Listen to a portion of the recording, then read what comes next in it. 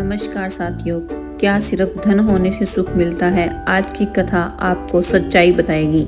आप सभी भक्तजनों को मेरा सादर नमस्कार। आज रविवार के पावन दिन हम आपके लिए लेकर आए हैं सूर्य भगवान की एक दिव्य और शिक्षाप्रद कथा, जो हमें परिश्रम, भक्ति और धर्म का महत्व सिखाती है। कथा को अंत तक अवश्य सुनिएगा। आइए कथा प्रारंभ करते हैं। बोलो सूर्य भगवान की जय। एक बार सूर्यमुख नाम का एक प्रतापी राजा था। वह बहुत दयालु और धर्मात्मा था। जो भी धन उसे प्राप्त होता, उसका आधा भाग वह अपनी प्रजा में दान कर देता और शेष आधा अपनी माता और पत्नी को देता था। राजा की माता और पत्नी घर का कोई काम नहीं करती थी, न ही पूजा पाठ या सेवा साधना में रुचि लेती थी। समय बीतता गया और धीरे धीरे उनके पास का सारा धन समाप्त हो गया। घर में न खाने को अन्न बचा और न पहनने को वस्त्र। एक दिन माता और पत्नी फटे हाल अवस्था में राजा सूर्यमुख के दरबार पहुंची। द्वारपाल ने जाकर राजा से कहा, महाराज, आपकी माता और पत्नी द्वार पर खड़ी है। उनकी हालत बहुत खराब है। राजा को बड़ा आश्चर्य हुआ। उसने सोचा, मैं तो आधा धन प्रजा को देता हूँ और आधा माता पत्नी को।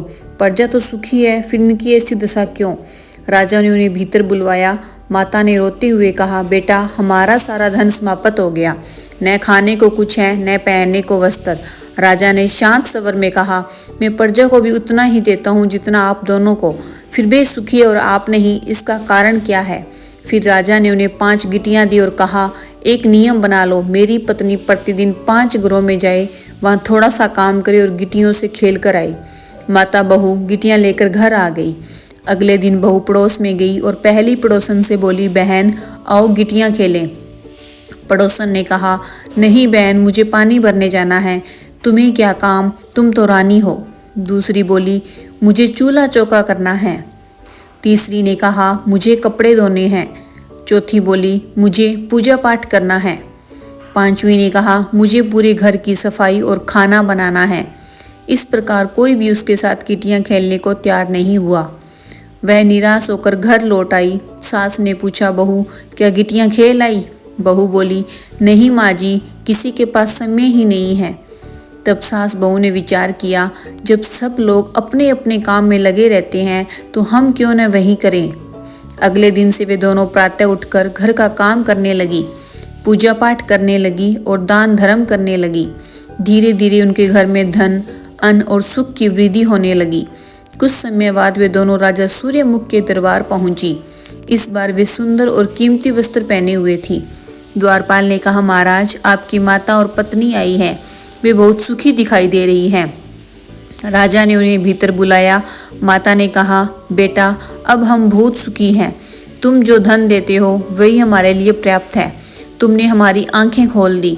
तब राजा सूर्यमुख ने कहा, धन चाहे कितना भी हो, यदि आलस किया जाए तो वह नष्ट हो जाता है। परिश्रम, पूजा पाठ और दान धर्म से ही घर में शांति और समृद्धि आती है। हे सूर्य भगवान, जिस प्रकार आपने इस सास बहू को ज्ञान दिया और उन्हें धन धान्य से संपन्न किया, उसी प्रकार हम सब पर भी अपनी कृपा बनाए रखना। बोलो सूर्य भगवान की जय। इस प्रकार प्रिय भक्तों, सूर्य भगवान की ये पावन कथा हमें यह सिखाती है कि आलस से दरिद्रता आती है और परिश्रम, पूजा पाठ व दान से घर में सुख समृद्धि बनी रहती है। यदि आपको यह कथा पसंद आई हो तो इसे दूसरों तक अवश्य पहुंचाएं। सूर्य भगवान से प्रार्थना है कि वे आप सभी पर अपनी कृपा बनाए रखें। बोलो सूर्य भगवान की जय।